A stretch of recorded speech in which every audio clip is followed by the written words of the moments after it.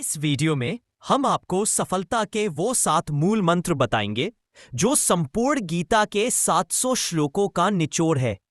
सफलता के ये मूल मंत्र जीवन में तनावों को कम करते हैं, मानसिक शांति लाते हैं और हर व्यक्ति को सफलता के शिखर तक लेकर जाते हैं। फिर भले ही आप एक स्टूडेंट हो, एक बिजनेसमैन हो, एक एम्प्लॉई हो या फिर एक साधारण से इंसान ही क्यों ना हो, सफलता के ये मूल मंत्र हर व्यक्ति के लिए वरदान है। तो शुरू करते हैं वीडियो को। सफलता का पहला मंत्र अपने नेचर को समझना, यानी अपनी प्रकृति, अपने स्वभाव को समझना। देखिए, अपने नेचर को समझना इतना ज्यादा जरूरी होता है कि नौकरी करने के 20 से 25 साल बाद हमें यह समझ आता है कि हमें अपना कैरियर इंजीनियरिंग की बजाय टीचिंग में बनाना चाहिए था। इस बात को एक एग्जाम्पल से भी समझकर देख लेते हैं कि जब बहस करना हमारे नेचर में ही नहीं तो हम भला वकालत क्या करेंगे। याद रखिए, आपकी नेचर का काम ही आपको खुशी देगा। सफलता का दूसरा मंत्र, जिस फील्ड में आप अपना कैरियर बनाना चाहते हैं उसी के अनुसार अपनी एजुकेशन लेना। यानी जैसा आपका नेचर वैसा आपका कैरियर, और जैसा आपका कैरियर वैसी ही एजुकेशन। ऐसा बिल्कुल भी ना हो कि आप बनना तो IAS चाहते हैं लेकिन आपने जिंदगी के 5 साल इंजीनियरिंग में ही बिता दिए। दोनों की राहें अलग अलग होती रहे। सफलता का तीसरा मंत्र, सही गाइडेंस का मिलना। देखिए, सफलता पाने के लिए जितना जरूरी मेहनत होता है उससे कहीं ज्यादा जरूरी सही गाइडेंस का मिलना होता है। एक बार अच्छे से इस बात को तय कर ले कि आप आखिर जिंदगी में बनना क्या चाहते हैं और उसके बाद केवल एक ही दिशा में आगे बढ़ते चले जाएं। और सही गाइडेंस के लिए सही टीचर का मिलना जरूरी होता है। और आप जब भी किसी को अपना टीचर बनाए, उस व्यक्ति में कम से कम ये 4 क्वालिटीज जरूर हो। सबसे पहली है विषय ज्ञान, यानी सब्जेक्ट नॉलेज।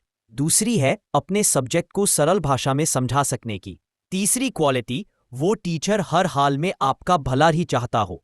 ऐसा बिल्कुल भी ना हो कि आचार्य द्रोण की तरह लड़ तो कौरवों की तरफ से रहे हैं और जीत पांडवों की चाहते हैं। और चौथी क्वालिटी कि एक टीचर हर तरह से आपकी अफोर्डेबल लिमिट में फिट बैठता हो। अफोर्डेबल लिमिट का मतलब पैसे से ही नहीं होता, पढ़ाई करने का स्थान, समय और माहौल भी आपको सूट करता हो। सफलता का चौथा मंत्र, सही काम को सही समय पर करना। देखिए, सफल होने के लिए जरूरी होता है कि आप हर पल कुछ ना कुछ सीखते रहें जिससे आपकी काबिलियत बढ़ती रहे। और काम अगर सही समय पर नहीं हुआ तो आपको मनचाहा रिजल्ट नहीं मिलेगा। इसलिए जरूरी है कि आपको इस बात की परख रखना कि उस काम को करने के लिए सबसे बेहतर समय कौन सा है। काम को सही समय पर करना ही सीखने की सर्वोत्तम कला होती है। इसके लिए जरूरी होता है कि आप अपने अनुभवों से कुछ न कुछ सीखते रहें। यानी जो गलतियां आपसे होती रहती हैं उनसे सीखना, और जो गलती दूसरों से हुई है उनसे भी कुछ न कुछ सीखते रहना। इसके लिए आपको ये 2 काम करने हैं। पहला, अपने आप को मैनेज करना है टाइम के अनुसार, और दूसरा, टाइम को मैनेज करना है अपने अनुसार। कामयाबी का 5वां मंत्र, हर काम को मेहनत, ईमानदारी और लगन के साथ करना। और जिस काम में ये तीनों भावनाएं मिलती है उस काम के नतीजे भी शानदार ही मिलते हैं। यानी कि ऐसा हो नहीं सकता कि एक काम जिसे पूरी मेहनत, ईमानदारी और लगन के साथ किया गया है आपको कामयाबी ना मिले। मेहनत का अर्थ होता है अपनी पूरी शक्ति लगाना, और ईमानदारी का अर्थ होता है आपके आसपास की शक्ति का आपसे जुड़ जाना। और लगन का मतलब होता है जब तक कामयाबी ना मिले उस काम में लगे ही रहना। मेहनत, ईमानदारी और लगन का संगम आपकी कामयाबी को सुनिश्चित करता है। इसके लिए आपको बस ये 2 काम करने हैं। पहला, आपको हमेशा पॉजिटिव रहना है, और दूसरा, पॉजिटिव लोगों के बीच रहना है। ऐसा करने से काम पर आपका फोकस बढ़ेगा, आपका मनोबल बढ़ेगा और आपकी प्रोडक्टिविटी बढ़ती ही चली जाएगी। कामयाबी पाने का छठा मंत्र, समय समय पर अपना विश्लेषण करते रहना। यानी हमें कहाँ जाना था और अभी हम कहाँ पर हैं। यानी कि हमेशा इस बात को जांचते रहें कि हमारे टारगेट क्या है, हमारे ऑब्जेक्टिव्स क्या है, अभी क्या गैप है और उस गैप को पूरा करने के लिए हमें क्या क्या एक्शंस लेने हैं। इसलिए आप हर पल बस अपने आप को बेहतर बनाते रहे।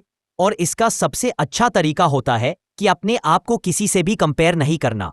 ऐसा इसलिए कि आपके जैसा इस पूरी धरती पर कोई भी नहीं। आप बस अपनी स्किल्स बढ़ाते रहे और आप बेहतर और बेहतर होते चले जाएंगे।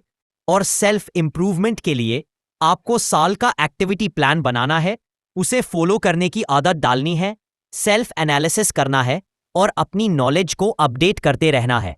सफलता का 7वां मंत्र समर्पण, यानी अपने द्वारा किए गए कामों को ईश्वर को समर्पित कर देना। कर्म को ऐसे करना जैसे ईश्वर की पूजा की जाती है और उसके बाद जो फल मिलता है उसे प्रसाद मानकर सर माथे लगा लेना। अब क्योंकि कर्म भी ईश्वर का था और फल भी, इसलिए व्यक्ति कर्म के किसी भी प्रकार के बंधन से मुक्त रहता है, फिर भले ही अच्छे से अच्छा कर्म हो या बुरे से बुरा। और इसे करने का सबसे आसान तरीका है कि अपने आप को ईश्वर का उपकरण मानकर अपना कर्म करना। दूसरा, इस बात को समझना कि हम जैसा कर्म करते हैं वैसा ही फल पाते हैं।